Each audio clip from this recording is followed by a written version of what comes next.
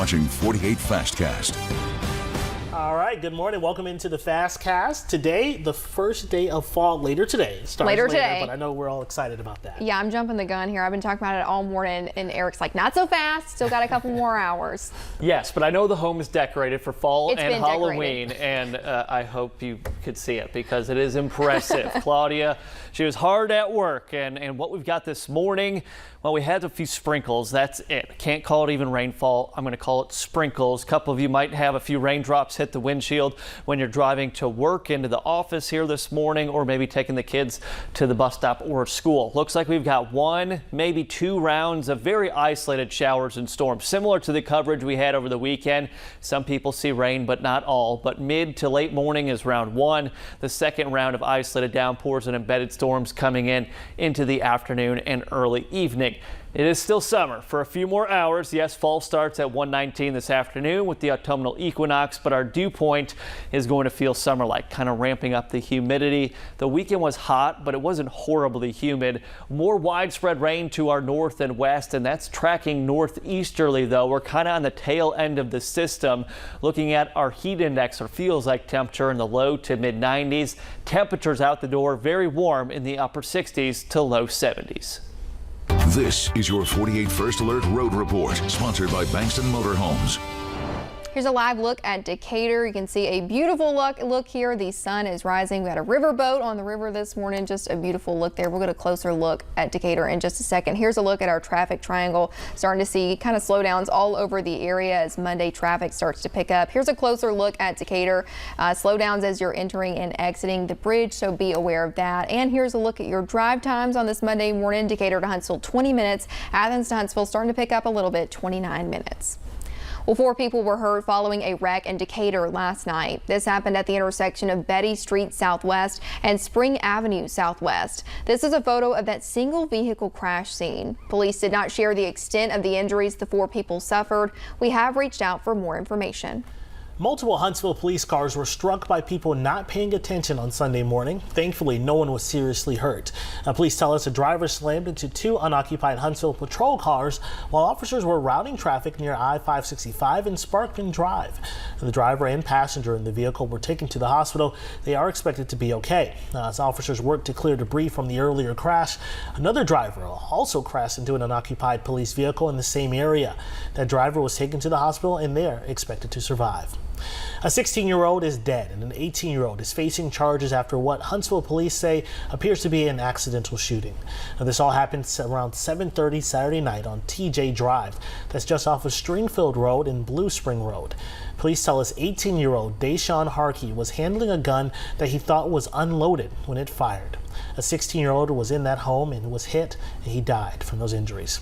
Harkey was arrested and charged with manslaughter. On Tuesday, a highly contested mayoral race will finally come to an end. Guntersville voters will head back to the polls to cast their ballots for mayor. Voters were tasked with choosing between incumbent Mayor Lee Dollar and challenger Jeff McLaughlin. After counting every single vote, the two were in a virtual tie, with Dollar ahead by just 1 vote. After provisional ballots were counted, the two were officially tied. The city council decided to have a brand new election. Polls will open tomorrow. The Madison County Commission is set to meet Wednesday morning, and the hot topic of discussion is expected to be a proposed wastewater plant on the Flint River. Concerned residents say they plan to show up and make their voices heard. This all dates back to July when a company applied to build a wastewater plant near the intersection of Winchester Road and County Lake Road. Neighbors say they're concerned over possible pollution and the lack of notice they were given. The company that wants to build the wastewater treatment plant says all water from the plant is highly treated, disinfected, and subject to strict state and federal environmental standards. Well, still to come, a man in Hartselle is planning on going on the adventure of a lifetime, and he's doing it for some very personal reasons. We'll tell you why after the break.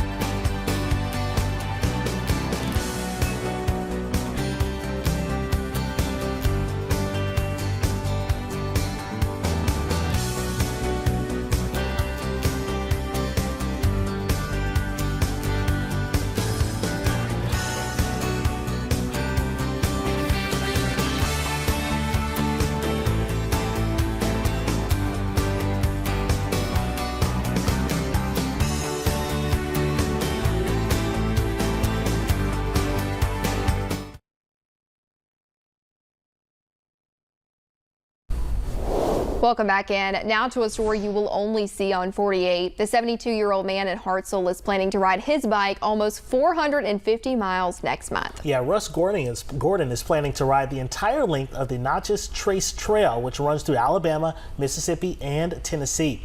Now, Gordon took a bike trip earlier this month to just sort of practice for this upcoming trip. Gordon says he has been preparing for this for decades. He was inspired to ride this trail after reading a book about the history of the Natchez Trace Trail. Gordon says now that he is 72 years old, it's now or never to accomplish this goal. When he's not cycling, he's playing Santa. This is a role that bonded him with 7-year-old Dory Lawrence. Over the next 7 years, Gordon would often visit Lawrence as Santa. Tragically, she died by suicide 2 years ago.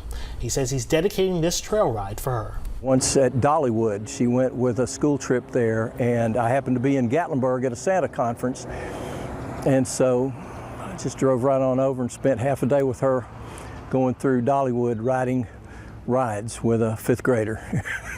It was wonderful. So she had a profound influence on my life. She made me want to be a better Santa, a better person. Well, he sounds like a great Santa and a great person. Gordon is hoping that he can use the upcoming trip as an opportunity to raise money for a local suicide prevention group. Eric? Now, your first alert weather with meteorologist Eric Burke. Certainly seems like a nice human being in general, and safe travels on your bike trip. All right, looks like we've got 1 or 2 rounds of isolated showers and storms coming through today. Round 1 will be mid to late morning. This is very minimal coverage, very hit and miss. Second round of showers and storms firing up to our south, tracking to the north and northeast through the afternoon and evening. As we go through the day tomorrow, the heavier rain and the stronger storm threat should stay to our north in parts of Middle Tennessee. We're still forecasting a few isolated storms. Cold front starts to approach the Tennessee Valley Wednesday into Thursday. This will bring the most coverage and probably most intense rainfall we have seen in about a month, maybe even longer. Cold front tracks off to the east and southeast. On Wednesday and Thursday, we could see a lot of heavy rain. That's going to lead me to believe that we could have a potential flooding threat, as well as a chance at maybe a few stronger storms coming in Wednesday and Thursday. Forecast for today, be on the lookout for some of those isolated storms. High temps in the upper 80s. Heat index will be in the low to mid 90s. And yes, fall officially here, 119 this afternoon, and actually have some fall-like temperatures toward next weekend. So sounds good. That looks good to me. I love that. You know it sounds good to me. All right, friends, thanks for joining us. Have a great one.